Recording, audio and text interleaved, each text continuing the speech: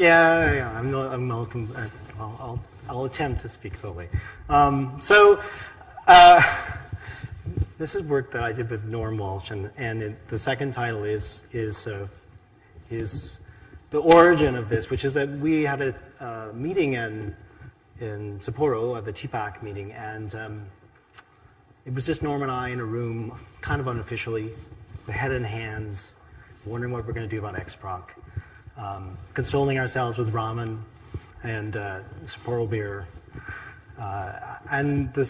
This paper and the things that you saw yesterday, if you went to our session, are a result sort of born in Japan. So if they look strange, maybe that's why. But I like Japan. So the thing that was bothering us is a question of whether or not, make that bigger. Oops, no, bigger. There we go. XProc 1.0. Was it a success, right? I find it to be really useful, right? Opinions, I use it for all kinds of things. Sort of opinions on how easy it is to use, et cetera, kind of mixed. There's a lack of adoption. Not that many users of it. Lack of active implementations. People started and stopped. And then there's a question of like, well, there's a history here, right? We started in 2005. It's a different world in 2005. Those of us doing pipelining started a lot earlier than that. I got interested in 2000. I've been doing this for 16 years. The world has changed in that 16 years, and so we were focusing on XML pipelines, and it was the XML processing model working group. What about other things that we want to process in the same way? Triples, binaries, other semi-structured data formats that start with J. The XML syntax is possibly a problem for some people out there. Maybe that's why there's a lack of member interest. Maybe that's why there's a lack of adoption. Lots of questions. And hindsight, of course, is 2020. So one of the things is we have a tree structure. We're trying to describe a graph. That's always a mismatch. And our own personal experiences as people who wrote the specification were that, well, easy things are easy. We got some of that. And hard things are always hard. But boy, there's things in the middle. Those things are hard. And that seemed like we missed the mark. We didn't quite succeed. And one of the reasons is that sort of simple changes require non-trivial actions. And so you go in and you want to add a step, and because you added a step in a particular location, you break the implicit flow, and now you have to learn about naming things and pointing to them that you didn't have to do before, and then you have to add all that syntax in, and it just, that's that sort of middle ground of like making these incremental changes became harder. And so that, that affects this aspect of like, it's a pipeline, so adding another step that uses an output of something should be easy. And I think in general, we've just missed the boat on other things that could go through the pipeline. We had a specification produced, we got it out the door, and then immediately people added extensions to their implementations to deal with JSON. Kind of missed that one.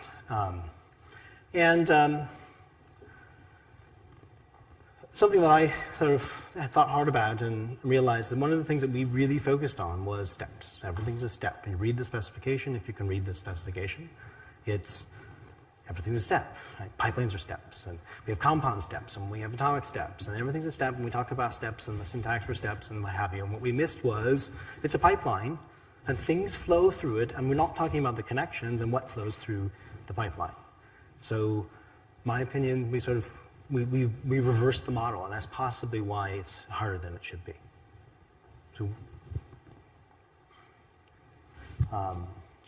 So head in our hands, we're thinking about what are we going to do? And this had been going on long before Sapporo, but came to a head there. Who's using XProc, right? We heard yesterday a lot about people doing it in publishing workflows, EPUB. That's great, awesome. That was certainly where we started many years ago. Some people are using them for REST services. I am. That's great. Some people are using them for application development. I'm doing that. I'm probably way off in the corner as a weirdo doing that. They're using it for data analytics. They talk about data pipelines all the time. Big data analytics, they draw pipelines. It's awesome. They don't. This is a foreign technology to them, no. And then who is the person writing the pipelines? Are they developers? Do they write code? Do they think of themselves as programmers, regardless of whether you're programming or not? Are they analysts? Are they domain experts? Right? There are lots of people who can say, here's my data, I know all about my data, and I know what the manipulations have to be, but I may not be able to program the actual steps. I can't write the XSLT, but I can tell you what's supposed to come in and what's supposed to come out. And then from a data flow perspective, there's all kinds of technology, especially in the analytics community, coming out there for dealing with data manipulation on a large scale, data flow-like things. And the question is sort of steps versus libraries versus APIs. Google just released data flow. So it's an API. There's a bunch of things that are APIs. Spark is an API. We have libraries that we can plug into various technologies. Our steps that we have in XProc is a kind of library. And then, things that start with X and have XML syntaxes are just completely unacceptable to a whole group of users out there who should be viewing this. And the question, we wanted XProc to have a broader focus, potentially. Also, the XML syntax has this problem of the trees and it's verbose, and there's nothing wrong with it necessarily, but it's just unappealing to a whole bunch of users. So, can we fix that? Can we make a non-XML syntax? There are opportunities. I've done a bunch of research in the e-science areas and looking at what they're doing. They draw graphs. They have tools that draw graphs of the data flow and steps in them. And then they draw the actual things, and it does something underneath. They deal with a heterogeneous environment. They have all kinds of data sources. They come from all over the planet, literally. XML and JSON and weird things they've cooked up in a corner. And they run Python code and R and all these different tools, and they script them, and they put them all together in these visual tools. And they're domain experts using these things. They don't consider themselves programmers even though they're programming. So a data flow language is a good intermediary between that visual tool and how it actually does it. And there are tools like Kepler and Taverna. They both take slightly different approaches, but what they store when you store out your pipeline, what they store is some binary serialization of something that's internal. In the case of Taverna, it's literally a serialization of a Java object model. It's really awful. It's binary. You just can't do anything with it. So data flow language would be good for them. Data science, big data types of analytics. These people talk about pipelines. It is a fundamental activity of describing their pipelines and what they do. It is a term that resonates with them. When I taught data science students and I said data pipelines, they just ran with it. Didn't talk about XProc or XML. But they started drawing pipelines. It was great. It's the way they think.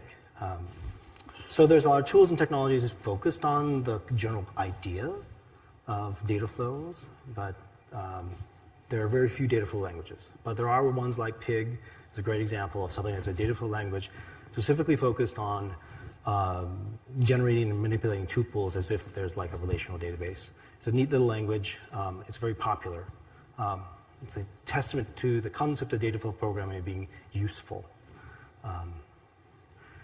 People who work in this space have these issues of governance and privacy and security, and one of the big problems is that when all you have is technology that's way down here in the low level, that's APIs and programmers are writing all this stuff, that there's no way to surface and talk about the pipeline at a higher level and say, well, that data has privacy concerns. There's governance, regulatory things about, even though it's the same data, it cannot skip silos within my organization if you're a telecom and you have different subsidiaries. And so you really need to annotate your data flows with information about metadata about where these things can go and where they can live. And there's also security aspects of it as well, like you want to be able to compartmentalize access to data. So data flow language can separate concerns. It's something that you could do with one. And then that sort of helps you deal with the how and the where and the by whom aspects of governance. So there's a lot of opportunities if you had such a thing. None of the ones out there right now deal with this. This is an open problem for big data analytics.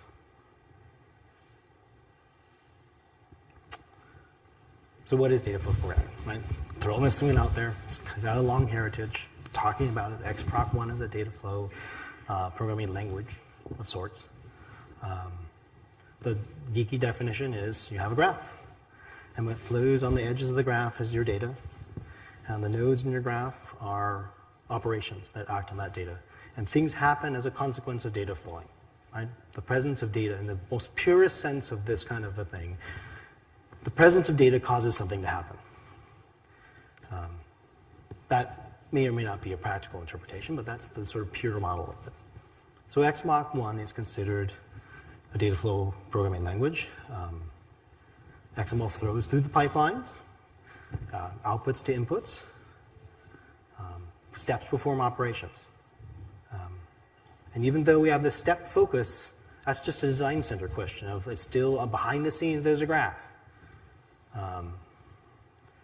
So in our syntax, that data flow is implicit to some extent, unless in certain cases where you point off and that's the more complicated one story. So rethinking, right? We're going to rethink. And what are we rethinking? Well, they're conceptualizing, right? Anybody can draw a data flow graph on a piece of paper. This is what I want to do in my enterprise, regardless of the technology. XProc, distributed services, microservices, Hadoop, it doesn't matter. You can draw the graph, here's what we're trying to do, right? Here's the picture. This is right out of the XProc spec. So this is very XML oriented, which is fine. We have a document at the top that comes in and it goes out in the bottom. Right? This is the process we want to run in things. And we have two different schemas based on a version attribute. We want to validate with one or the other. So we have we have the data going one direction or the other, going through validation, and then at the end we're transforming it with XSLT. And so we come back together and we do the last step, and that's the output. So really straightforward. And this is what XProc 1 was designed to do. And here's the XML. And if you don't know what it looks like, but if you do, you've probably seen this before, and if you don't, it's not so bad. But this is where the step focus comes into play, in the sense that we have at the top that branching operation is this choose. That's this big choose element, pchoose element, and then down here at the bottom is the XSLT. And the fact that those two things are adjacent means that the output of the choose flows into the input of the XSLT, and that's all magic. Magic for the default rules, and there's every time there's magic, you have to explain the magic. And then the fact that we've got this whole structure of when and otherwise, and inside there are steps, and those steps have inputs and produce outputs. So you have to understand how they get their inputs and outputs from this syntax, and that's all magic. Right? So the connections are completely lost in this example because it's all the magic defaulting rules. So this is what I talk about when we did this and thought this was a way to make it easier for users. This might actually be the exact opposite. It's harder to understand because there's magic. Some people like that. We did. So, sitting in Sporo, one idea was, XQuery has this arrow operator, and all of our steps operate on XDM, in theory, XDM data types. And so you can think of them as a very specialized set of functions that you could use in XQuery. And so that's neat. Wouldn't it be nice? And if we had that, what would we need in addition to be able to have an XQuery-like data flow language? Right? Let's just go XQuery all the way and see what happens. So the arrow operator is great. We have steps as special functions, but steps do things and they possibly complex things. Maybe they can run in their own execution context and do things. And we had a nice little declaration syntax for being able to declare a function-like thing with an XQuery body, and it would run in its own context, and you could do some parallelism, maybe.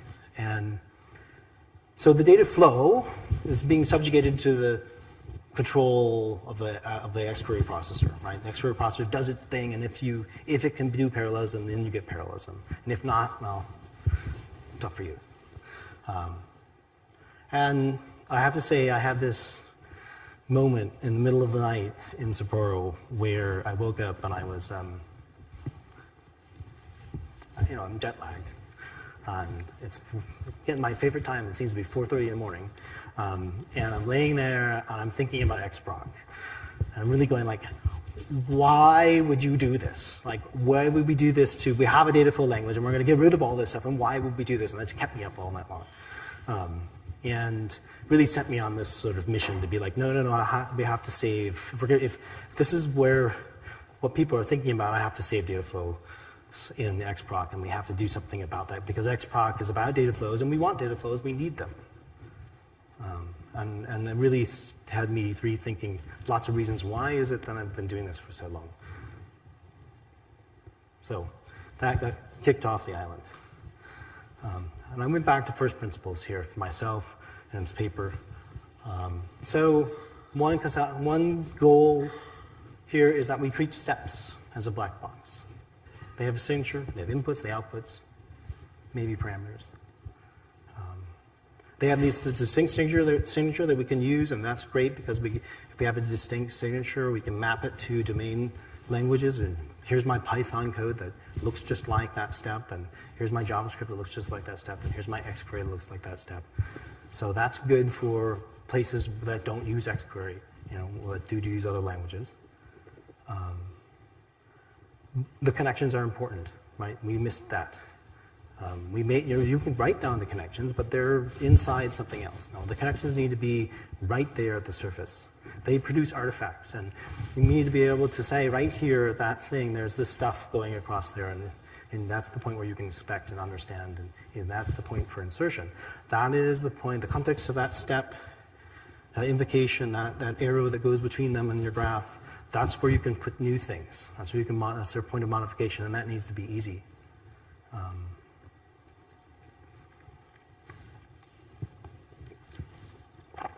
There's an explicit requirement in XProc 1 that we do nothing to prevent parallelism. And so the subjugating steps, our data flow is really stands in the way of possibly parallelism. And so we need to make sure that whatever we do next still has that requirement. We've still got it as our requirement for V2, and I think that's really important. We want to specify the data flow and let the compiler and the technology we're using understand our environment and do the right thing. And if that means running things in parallel, please do. I would note that I don't think there are any really parallelized XProc implementations out there. There's a few things that do different various streaming things and so forth. That's great, but there's still some computer science to be done there. Theoretically possible. So, borrowing Henry's line from yesterday and the day before, XProc is all about the flow. That's what we're really all about. It's a data flow. Our goal is a data flow language that describes a graph of steps. Right? The connections, guards. Right? So we do have conditionalization. It's not just a straight pipe. And there are lots of examples of where you need to go this way if you have this kind of data, and that way if you have that other kind of data. We know that we have cardinality and the different kinds of data types that we want to process. It's not just XML. It's all kinds of things. And even if we start with XML, we might shred it into things, process those things, and then come back and produce XML at the end. And we want to do that. We have signatures for steps, and we need to be able to describe those. And it's about processing the inputs, and producing outputs. All right. So it's the reverse of where we started. We are subjugating the steps as black boxes and focusing on the data flow. It's exactly the opposite design center of XProc 1. So we have that graph, right? We can draw any of these graphs. And if we go to describe a graph, doesn't matter, pick a syntax.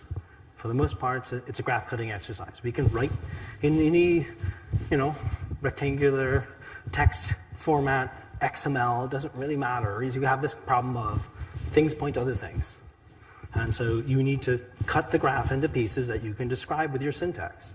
So any new syntax has this sort of graph cutting. You have to be able to take what we are conceptualizing, and then a normal person needs to be able to cut the graph into pieces, take their concept of what they're trying to attempt to do, cut it into pieces and write down the expressions, or you write down the XML that describes those pieces and how they fit back together to make that graph.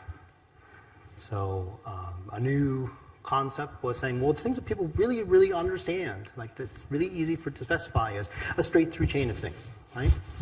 A goes into B, goes into C. We can all get that, right? That's really easy. Things that aren't easy are things with meets and joins and other kinds of crazy things that multiple inputs and so let's not talk about the crazy things. Let's just focus on the simple thing and try and use that as a core construct. And then once we have a line, right, of things in that graph, we need to be able to say, and so the output of that thing is this some kind of variable, and then I'm going to use that variable over here to hook it back up, right? So we need some way referencing mechanism for hooking the graph back up, and we're going to use variables to do that. So now comes the big reveal. Now here's our non-XML syntax. So far, this is a proposal. Has no real official standing except that the working group generally likes it, and so we're trying to make it the real thing now. So the basic construct is a step chain. And you read these things left to right. The arrow operator sort of indicates what flows into the next thing. And at the end, you have some expression of what you do with the output if you do anything at all. So following our numbers here, number one, we have the start of the chain, which is some reference to some set of documents, some input. So variable. Arrow. And then two, we have a step invocation of XInclude. So we're going to start with a document, we're going to run XInclude on it. It produces a single output. Now, in most of the XProcs I've seen, and most of the steps we have one of two kinds of signatures. There's some crazy ones out there, but one of two kinds. And one is I take a single input and I produce a single output like XInclude. Or I take two inputs, the thing generally that I'm processing and the specification of how to process it, right? So XSLT has the document I'm transforming, the XSLT style sheet that I'm using. Schema, right? Document, schema. Query, document, XQuery. So that's a general pattern. And then they often produce one thing, or in the case of XSLT, two things, right? The primary output and the secondary outputs. So we have this problem of, in the middle, right, we have two things we have to specify. Well, we have this bracket notation. This is the compact version of it. $1 is a reference to the preceding step's first output. It's a controversial thing. But nevertheless, it's in the syntax, and that's what it means. The next thing is the style sheet. And in this bracketed notation, you can name these things so that if you don't know the order of stuff, you can give them names and say the first is the source document and the second is the style sheet. And that is the input binding that's provided to XSLT. So those two pieces together are really one, is the step invocation. And that XSLT produces really two outputs. Often it's really only one. So in the default case here with this XSLT, we're going to send that somewhere. We're going to assign it to the $output output port variable. And we're going to, without saying anything more there, we're going to get the result, the first result, the document, the primary output document of the transform, not the secondary.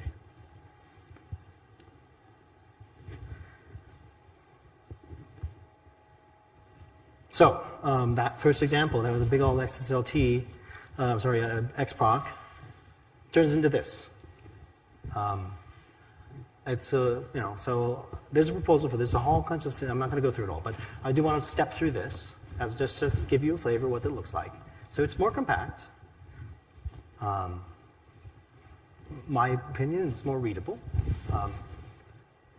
At the top, number one, there we have our inputs and outputs. Their declarations, they look a lot like XQuery arguments when you declare a function. And we use borrow the same syntax. And here's we have one step chain, right? So again, remember we have that one flow with the conditional in the middle. So we start with $source, we end with $result. We have two major steps in here, one of which is this curly bracketed expression. Right? And the second one is down here where we're running XSLT. And inside the curly bracketed expressions are ways that you can build up more complex flows. And inside those, you can put embedded flows. And this particular one has a conditional in it. And the conditional is guarded by an expression against the input. So we're checking the version to see which schema we should run. And then what it does is it says which flow should run. Again, we could nest more complex expressions, but in this case, we're just running one step. And unlike XProc 1, you have to tell it everything. There's no defaulting, right? Where do you get the input for validate with XML schema, and what do you do with the output? And so we start with $1 in the schema. It's this pair problem again. We invoke validate with schema, one of the two ones. And then we have to send the output somewhere. Block expressions have this idea of sort of anonymous numbered output ports. So @1, syntax to be determined, is the output port right now. That's the syntax we're using. This is not mine. That one's mine. So the result of that curly bracket expression is the result of running one of those two flows. And that is the thing that then $1 refers to. Right? So that's what's going to run into XSLT at number 4 there. XSLT runs, and that's what is then assigned to the output port $result. And the $result happens to be the one that we declared at the top. So everything is connected, right? The job of the implementation is to read this syntax, read those step chains, look at all the left-hand and right-hand side constructs in terms of the variables, and then reconstruct that graph and hope that there isn't anything dangling. Anything dangling, that's an error, right? You have an incomplete specification. In this case, everything matches up.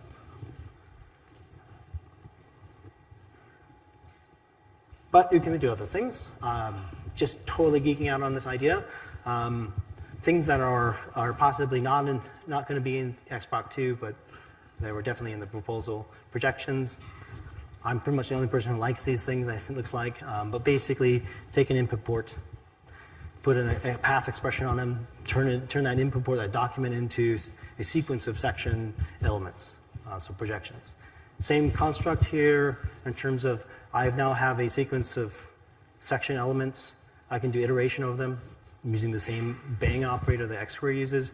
And so now I can put a flow on the other side of that. So here I am iterating over all the section elements from that input, running XSLT on them. I will get a sequence of the transformed results. Replacement. Nobody seems to really understand viewports, but viewports are a replacement. 2 minutes, really? Oh, well. And then there's T. There's all this pipe construct. So positive side, right? More marketable if there's not pointing brackets. That's just a fact of life these days. Primary focus is the flow. It's more compact. We're using explicit operators to build constructs, which is great. So there's no magic. You have to have an operator for something to happen. You have to have an expression for something to happen. And I like this idea that we're focusing on steps as black boxes. It's easier to map them to implementation language functions of whatever choice you have. And that really appeals to people in other areas, right? They have piles of code they want to use in pipelines. Risks? Well, are we starting over? Kind of. Syntax-wise, yes. But XProc 1, we know all of what the problems and the sticky bits and how to do things. We have a lot of experience from XProc 1. That's good. But we do risk alienating users depending on how we do this. So if we only have a non-XML syntax, there's some people who won't like that. If we borrow XPath, that may be unacceptable to the people that we're trying to market a non-XML syntax to. So that may doom the whole thing from that perspective. So getting that broader audience, that's a problem. And it's definitely a larger effort than we had thought for XProc 2. But we think this is the right direction. So there is a proposal. It's fun. You can go look at it. Right, there's a whole long thing there. It's crazy. Yay. Now I've lost my thing there. And there's a committee group. So if you have opinions, want to get involved, don't want to join the working group, you can go here and talk about what you're trying to do with pipelines and why XProc 1 was the best thing ever, or why it really didn't meet your needs, or you just want to get involved because you're interested now. That's where you go. It's on GitHub, so it's public. You can go there and file issues and say how crazy we are or not crazy we are, or I don't understand what this means. It's a proposal, right? Still working on making it a real thing. So it's rough around the edges. There's all kinds of stuff in my head that needs to be in that document. So that's it. Thank you.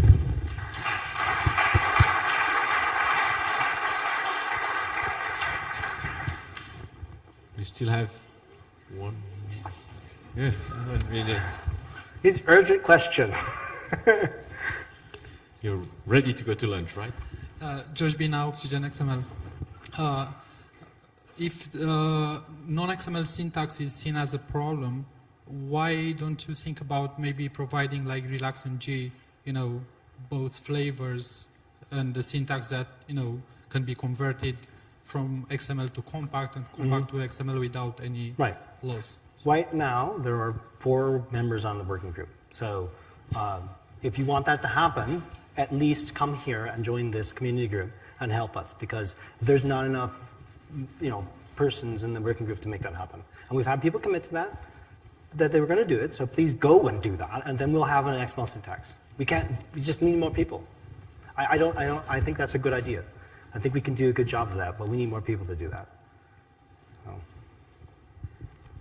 Hi, Ari Nordstrom, Creative Words. I was thinking about the input bindings followed by the separator thing, and what it looks like a separate XSLT step. So it would appear as if the input bindings were actually a step on their own. Whereas to one of the last slides, you actually didn't talk about it another time. There was the replace function that, to me, had a very different construction than that. Isn't that sort of inconsistencies in the syntax? So replace is an operator, just like iteration. And so in this sort of worldview. So replace is kind of an oddball because it needs to parameter the operation. Right? It's a very different thing than the input bindings. The input bindings, being in the step sequence with an arrow on the right-hand side, is a little bit odd. Nobody has yet to come up with anything better as a syntax. The step invocation in the grammar is actually, you have steps that are separated by arrows, and then a step invocation optionally has an input binding and an arrow. So the grammar is begging for a better syntax at that particular moment. Don't have one. That's a proposal. Like, that's a syntax issue that we can solve. But the step actually has to have some way to say how you map things from the preceding step and other things out there into its input ports. And we need to come up with something slightly better. So in this example, 3 and 4 are really actually the step invocation syntax with the arrow in between. It's a little odd that it's being overloaded that way. And, it's a work in progress. Good point. Yes, we're looking at that too. I have a very general comment. Like, it seems to me that you are trying to reinvent basically general workflow syntax, you see, and there is like a lot of issues with that, and there is also a lot of established syntaxes for doing that. So I'm not quite sure.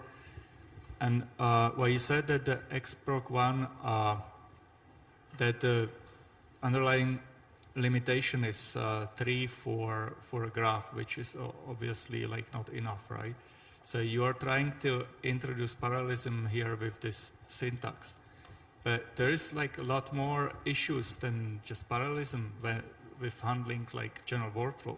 Like, I know if you heard about the workflow patterns by Van Aalst and others like that, there are issues with parallelism, and more importantly, with joining, you see steps after something parallel happened, and it's with if it's connected with if you did know what was the number of instances before the split, or if you know in advance, or if you knew only on runtime. So this is a whole complex, you see, field, and I don't think, like, you are trying now to overcome this, to introduce parallelism, but then you will think, okay, I will need to introduce this, and this.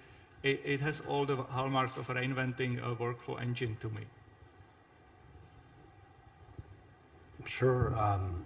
I have a particularly jaded view of workflow, and that workflow is what people draw on a paper in a document, and then whatever the developers implement afterwards is what happens.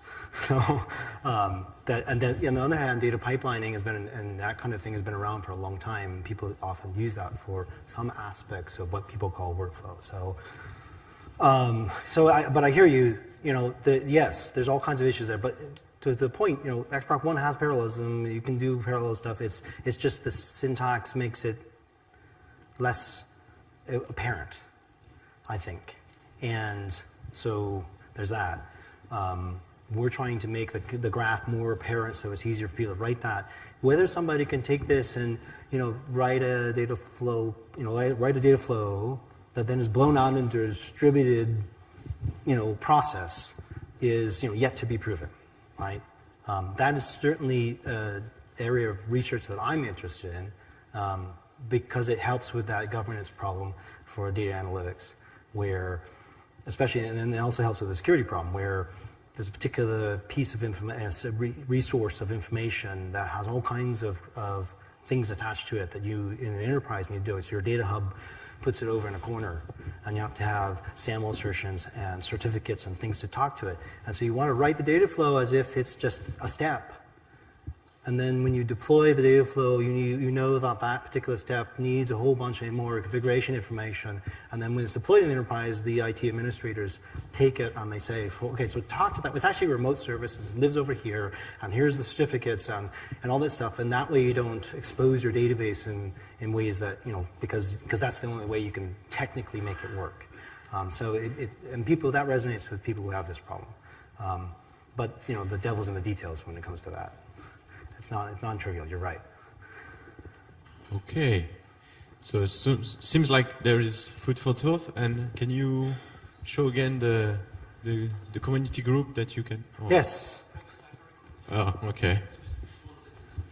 Yeah, you're between the lunch. So let's say. Just to be clear, because a couple of people have asked me, you do not need to be a W3C member, nor do you need to work for a W3C member organisation in order to join the community group. They're free and it's open to everyone. And we need a chair. Yeah, or a bank. Okay. So thank you very much. And a few information. Thank you, Alex.